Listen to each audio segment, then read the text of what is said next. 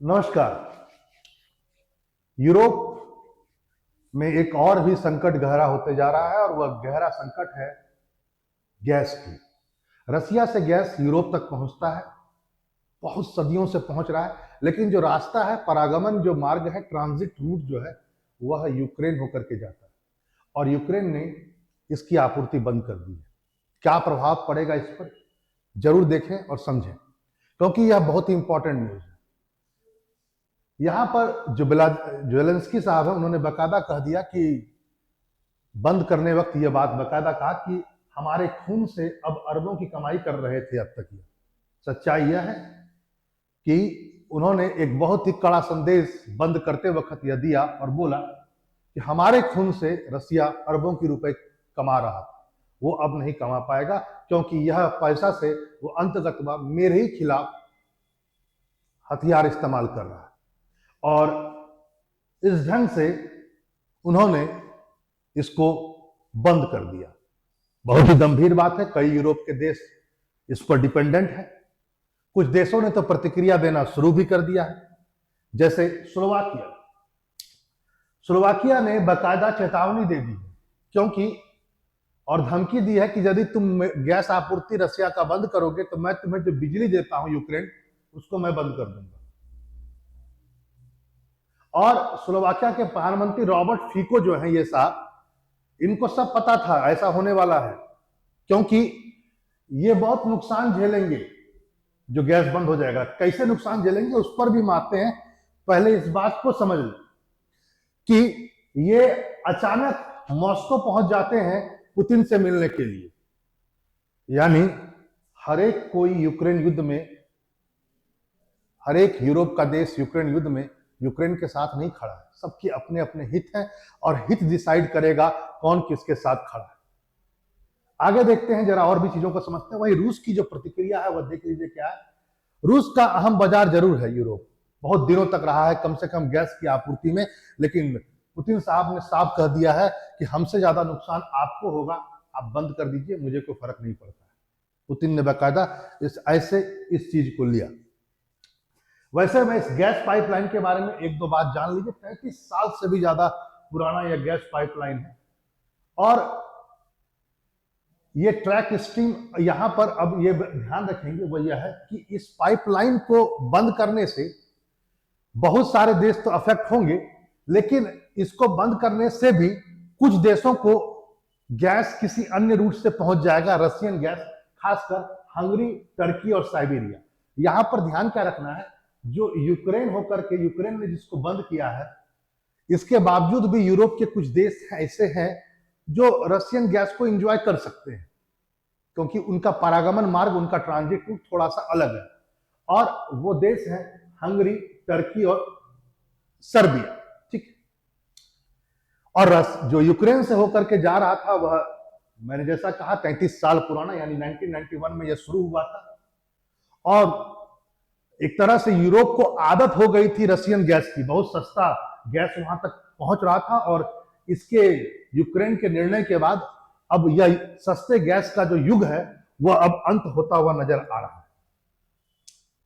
वैसे यूरोपियन आयोग, ईयू की तरफ से यूरोपियन आयोग ने एक बात कहा है कि इसका असर बहुत कम पड़ेगा, क्योंकि हम लोगों ने पहले ही इसकी तैयारी कर रखी थी। हम लोग जानते थे कि भविष्य में ऐसा होने वाला है, इसलिए हमने पहले से इसकी तैयारी कर रखी थी। ईयू के सारे देश पहले से जुटे हुए।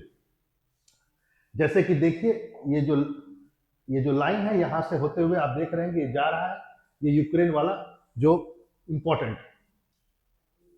यहां पर एक बात ध्यान रखेंगे कि यूक्रेन और रसिया के बीच में एक संधि हुई थी, जिसको अब एक तरह से क्लोज कर दिया गया है।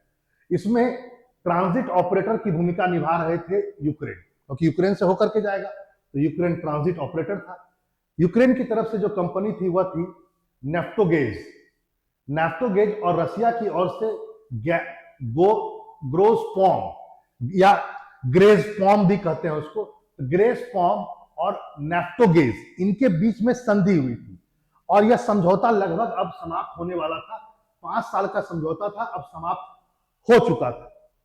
तो बात था कि समझौता यदि समाप्त हो गया तो उसको रिन्यू कर देना चाहिए था, क्योंकि ये तो बहुत लंबे समय तक चलने वाली प्रक्रिया है, लेकिन युद्ध के साये में, और जैसा जेलेंस्की ने कहा कि हमारे खून से ही वो अरबों रुपया कमा रहे थे, तो जेलेंस्की को अब इससे ज्यादा फर्क नहीं पड़ रहा था।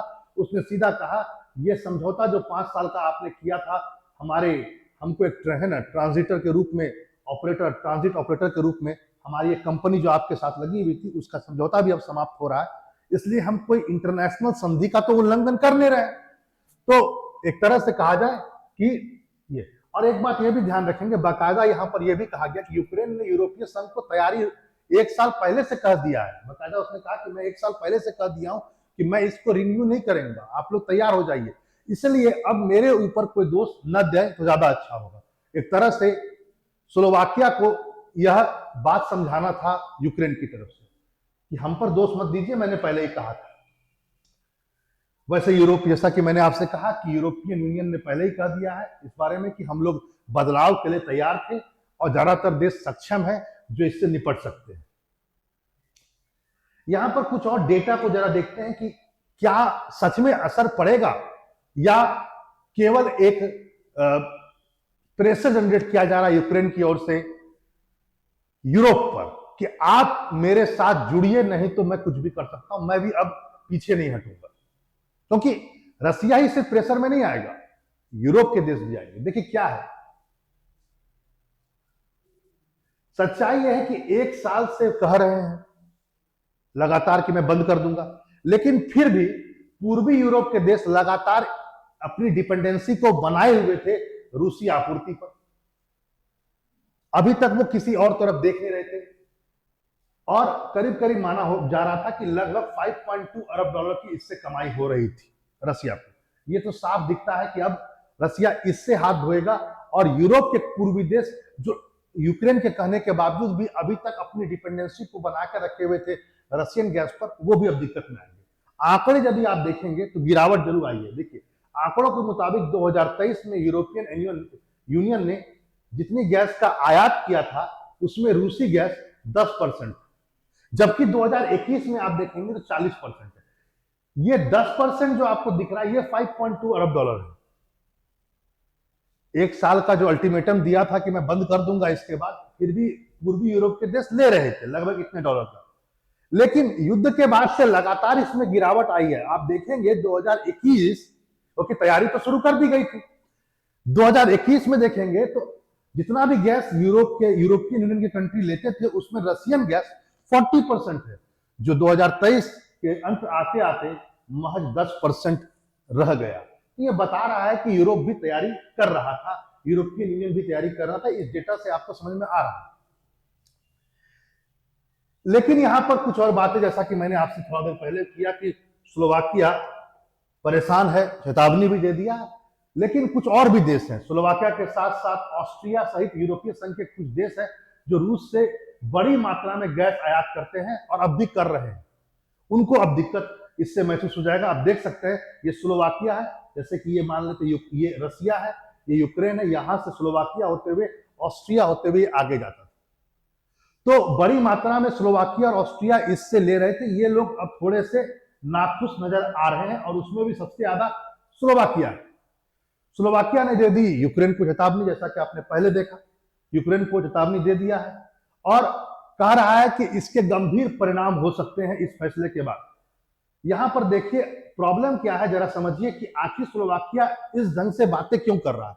क्या सच में उस रूस पर उसकी डिपेंडेंसी बहुत ज्यादा थी या मामला कुछ और था? देखिए सर, मामला क्या है जरा इसको समझना होगा।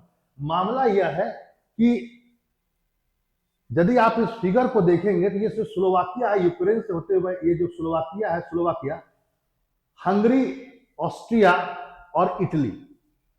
स्लोवाकिया से आगे गैस जाती थी हंगरी, ऑस्ट्रिया और इटली। स्लोवाकिया इन तीनों देशों से, 1 इटली, ऑस्ट्रिया 2 और तीसरा हंगरी, तीनों से शुल्क वसूलता था। अब आपको समझ में आ रहा होगा, यानी वसूली करता था, टोल टैक्स। तो यहां से जो आगे पैसा पहुंचता था, ऐसा नहीं खाली यूक्रेन ट्रांजिट रूट मुहैया करा रहा है तो सबको मिल जाएगा। स्लोवाकिया यहां बार्गेनिंग कर रहा था, और अब स्लोवाकिया बार्गेनिंग नहीं करता है, दिक्कत हो गया। वैसे ऑस्ट्रिया हंगरी को भी दिक्कत है, स्लोवाकिया को कुछ ज्यादा ही आर्थिक रूप से नुकसान हो रहा है, इसलिए स्लोवाकिया ने एक तरह से कहा जाए तो चेतावनी दे दी है। और जैसा कि मैंने आपसे कहा, स्लोवाकिया ने बाकायदा कहा है कि मैं गैस, आज यदि गैस बंद करोगे तो मैं आपको बिजली बंद कर दूंगा। वही पोलैंड ने आश्वासन दिया है यूक्रेन को कि आप निश्चिंत रहें, क्योंकि मैं आपको मदद करूंगा और बिजली मुहैया कराऊंगा। क्योंकि आपको पता है कि रसिया जो है लगातार यूक्रेन के जो खासकर बिजली संयंत्र है वहां पर जरूर वो हमला कर रहा है। तो यूक्रेन का जो अपना पोटेंशियल है बिजली का, वो बहुत हद तक सेबोटाज हो चुका है, इसलिए वो डिपेंडेंट हो गया था स्लोवाकिया और पोलैंड जैसे देशों में। अब उसे लगता है ज्यादातर पोलैंड पर ही डिपेंडेंट होना पड़ेगा, और पोलैंड ने पेशकश कर भी दी। तो आपने देखा कि युद्ध जरूर यूरोप में हो रहा है, लेकिन बहुत सारे हित इसमें जुड़े हुए हैं। और वैसे भी अंतर्राष्ट्रीय राजनीति राष्ट्रीय हित से प्रेरित और प्रभावित होता है, ये नेशनल इंटरेस्ट से इन्फ्लुएंस और ड्रिवेन होता है। ये सब कोई जानता है, everything in international relationship is driven by the national interest, nothing else than that. चलिए फिर मिलते हैं टॉपिक के साथ। नमस्कार।